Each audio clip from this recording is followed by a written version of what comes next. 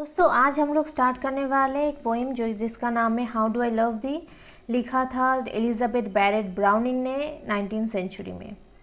Elizabeth Barrett browning का जन्म हुआ था 1806 में और वो मरी थे 61 में, तो ज़्यादा उनका लाइफ स्पैन नहीं है। वो थी फेमस पोएट रॉबर्ट ब्राउनिंग की वाइफ और उन दोनों ने शादी किया था 1846 में, जबकि एलिजाबेथ बैरेट 40 इयर्स ओल्ड की थी। अब आते हैं पोएम की तरफ। ये एक सोनेट है, सोनेट नंबर 43, जो कि एक लव पोएम है। आप लोगों को सोनेट का मतलब पता ही होगा। सोनेट होता है एक 14 लाइन का एक पोएम होता है जिसमें एक स्पेसिफिक राइमिंग स्कीम रहता है और एक मीटर रहता है। जो कि लव सोनेट्स है, मतलब जो कि रोमांटिक सोनेट्स है, वो सारे आयम्बिक पेंटामीटर में लिखे गए थे और इस पोएम का भी मीटर आयम्बिक पेंटामीटर ही है।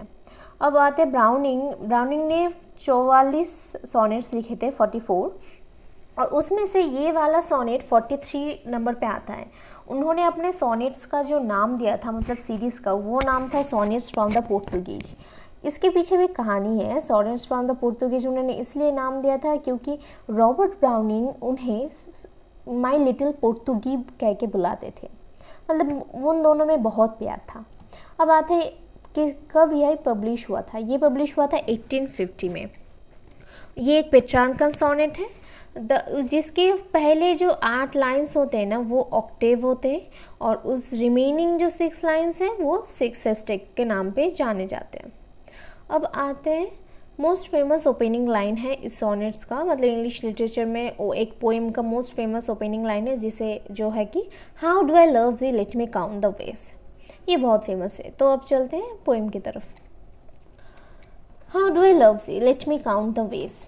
I love thee to the depth and breadth height my soul can reach when feeling out of sight for the ends of being an ideal grace.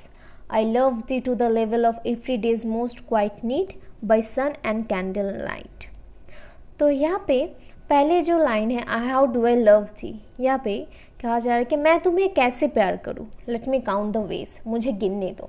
How do I love दो, ये एक rhetorical question है पहला। दूसरा, ये एक apostrophe है। Apostrophe क्यों? क्योंकि यहाँ पे दी कहा गया है।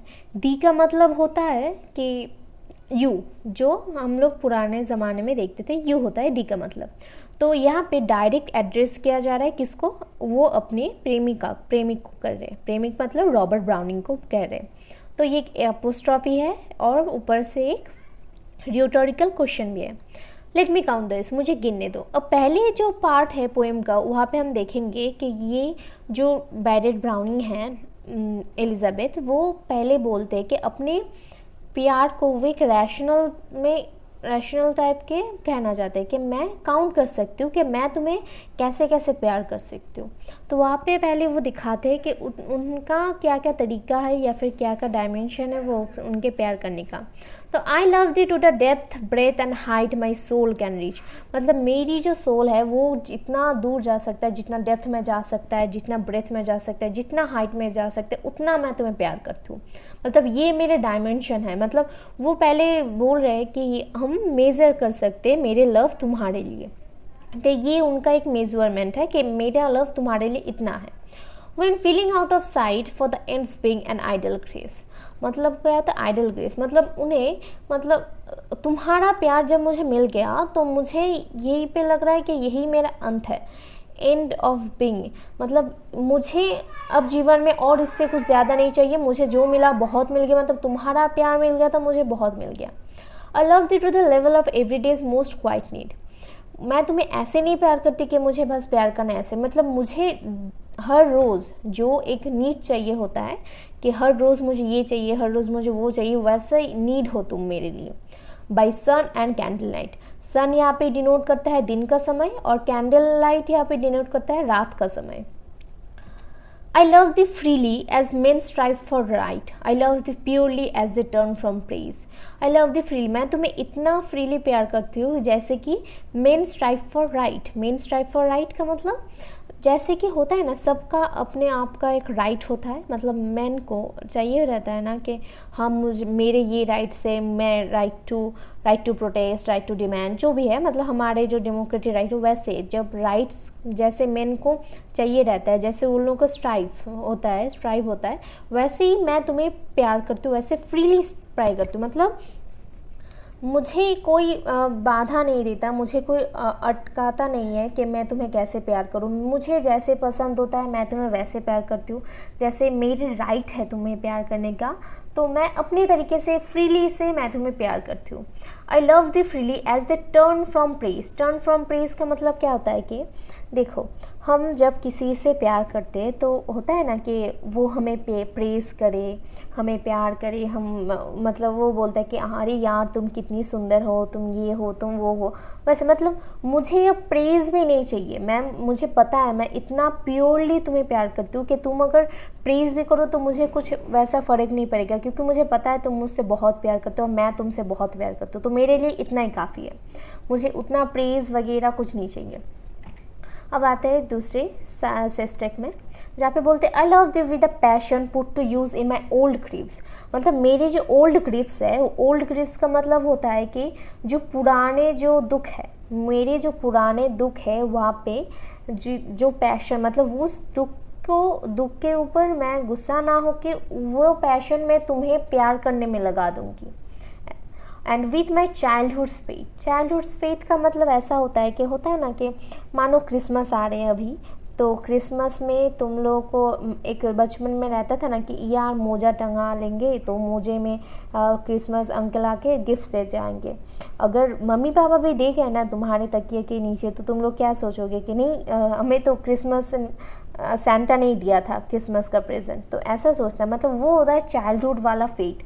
तो वैसे फेथ से मैं तुम्हें प्यार करती हूँ, मतलब उतना फेथ है मुझे अब तुम्हारे प्यार में। मतलब अंधविश्वास नहीं कि बोल सकते यहाँ पे, पर होता है ना मतलब बचपन का जो फेथ वाला, मतलब प्योरली जो एक फेथ होता है वैसा faith. I love you with a love I seem to lose with my lost saints. यहाँ पे लॉस्ट सेंट्स का तो धीरे धीरे हम देखते हैं, पहले तो वो मेजर कर रही थी जो मेरे प्यार ऐसा है वैसा है, तो अब वो थोड़ा मेजरमेंट से यहाँ पे आ गई है कि मुझे मतलब मैं बचपन में, यहाँ पे एक इंडिकेट है कि मानो कि बचपन में वो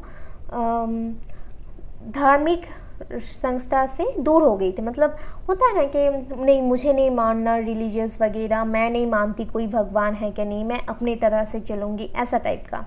तो वो बोल रही है कि मैं मतलब मुझे तुम्हारे साथ प्यार करके ऐसा लगता है कि मैं अपने जो पुराने फेथ जो सेंट्स मैं भूल गई थी रिलीजियस के बारे में, वो भी अब मुझे गेन होने लगे हैं। मतलब love help her to regain the faith in God. मतलब उन्हें जो प्यार है, प्यार उन्हें गॉड में फेथ में भी हेल्प कर रहा है, मतलब फेथ लाने में भी।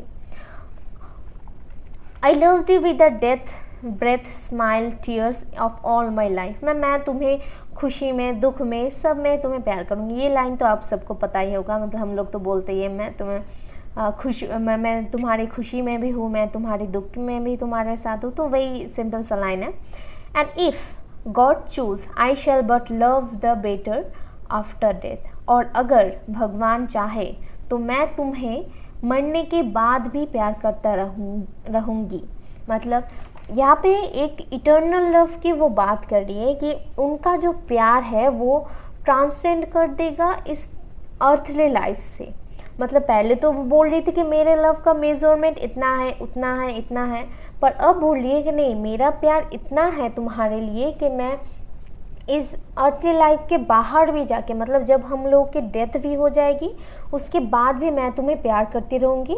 अगर मतलब हेवन में जाके हम दोनों प्यार करते रहेंगे, मैं तुम्हें प्यार करूँगी अगर गॉड ने चूज़ किया तो उनका प्यार यहाँ पे मतलब पूरा अर्थली प्लेजर से भी ऊपर है। मतलब यहाँ पे love is not just a source of Joy but also a spiritual fulfilment whom he can exchange of love। मतलब यहाँ पे बोला जा रहा है कि उनके लिए प्यार बस ये नहीं है कि जॉयमेंट है, बस होता है ना अभी आजकल के बच्चे लोग कैसे करते हैं कि हाँ यार प्यार करेंगे घूमेंगे फिरेंगे, वैसा नहीं है।